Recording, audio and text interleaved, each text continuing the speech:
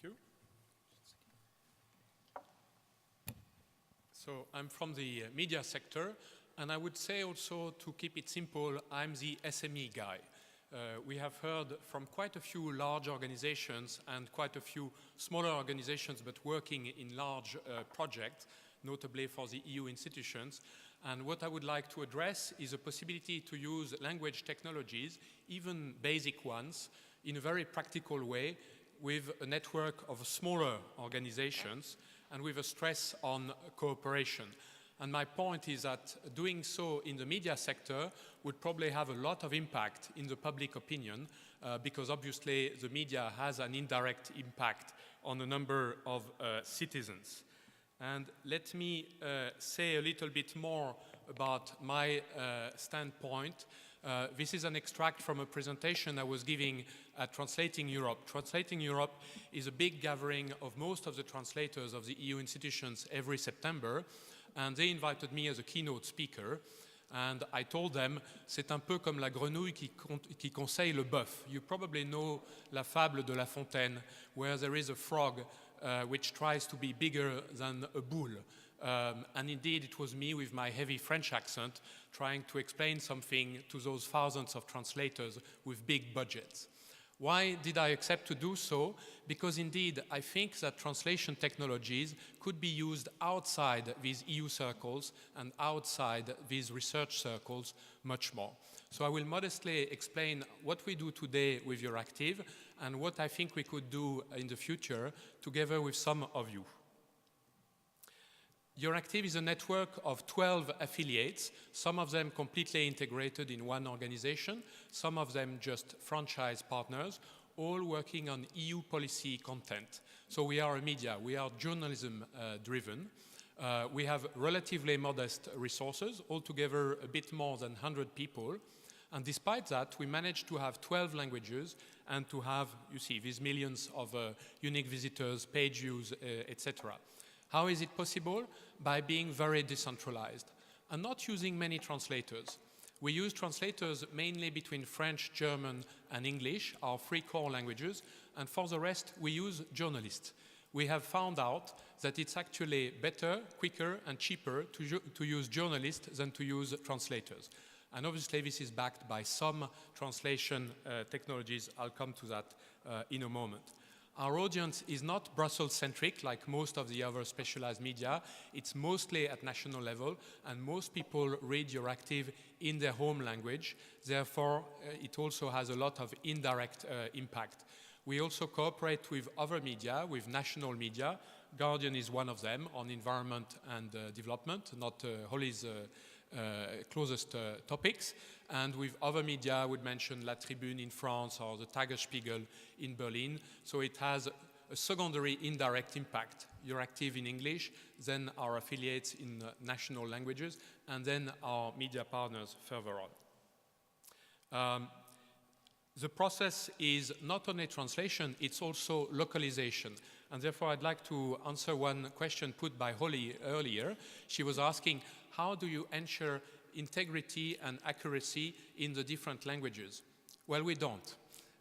We ensure accuracy of the content, but we don't ensure integrity of the translation. On the contrary, we ask our people to localize and to add quotes from their national ministers, to change the currency where it's relevant, to make it a bit more interesting. And that's more of a journalism, or you could say a communication exercise, as opposed to authentic translation. That's for most of our languages, except for the three core languages. The stuff we translate is simple, it's news, but also infographics and increasingly videos. So this is not terribly original. What I think is quite unique is the speed with which we do it.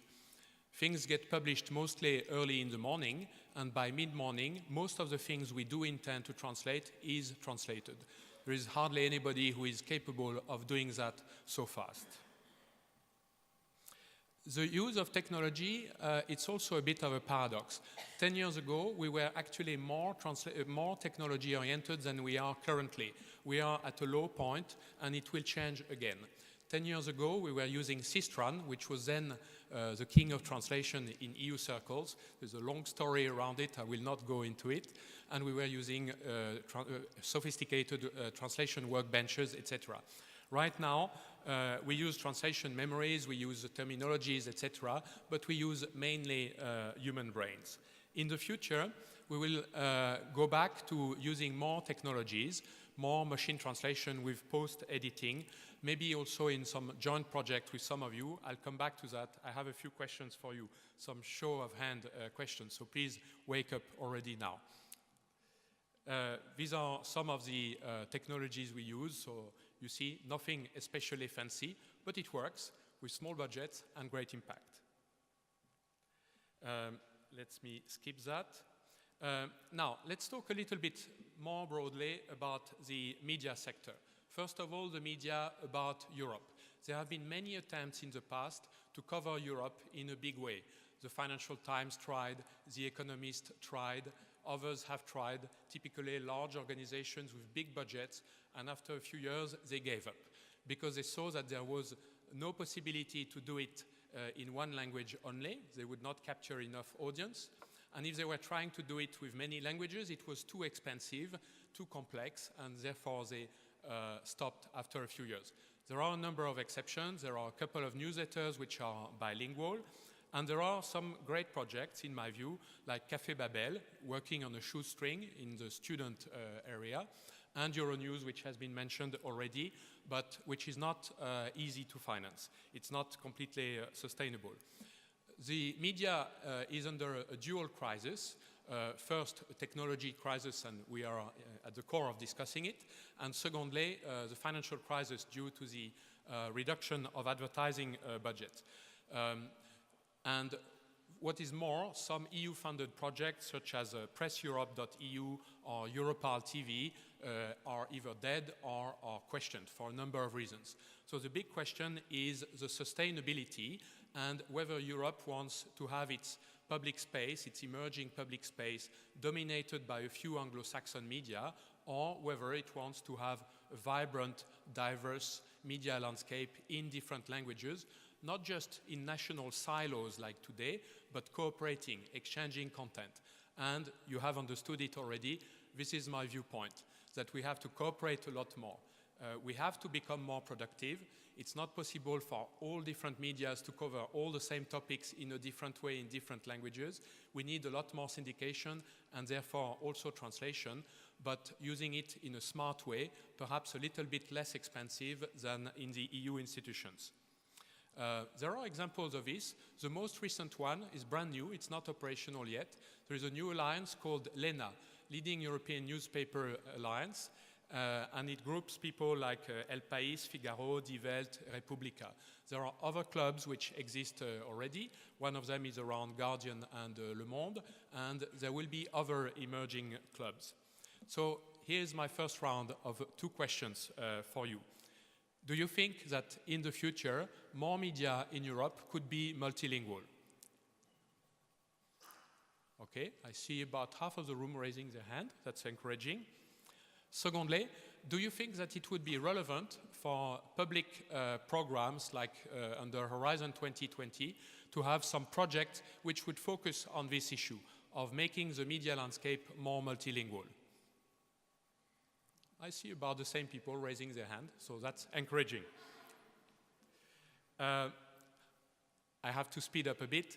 Of course, it's not possible to translate everything, and also the media sector is very conservative, even more conservative than the EU institutions and the national governments, which is not to say little. Why? Because the journalists want to decide. And there is no way that you will convince a journalist from The Guardian or from Deutsche Welle to just take a translation from another country and just publish it. So that has to be integrated in the workflows. And as several of you described, the main issue in translation technologies is not the actual translation, it's the whole process. So we have to invent processes which will respect the rights of the media, both on the sending end and on the receiving end. That will create quite some work to adapt and bundle the technologies that some of you are vending in an innovative way. There are two projects which I would like to mention in this context, and this is my last slide. First of all, there is some thinking in EU circles and in the media industry about the need to help the media sector to innovate more. The context is that right now, a majority of the advertising revenues of the media sector have gone to Google and a few other players based in California. And Google is a great tool. I use it myself, but obviously it's an issue for the sustainability and independence of the media sector.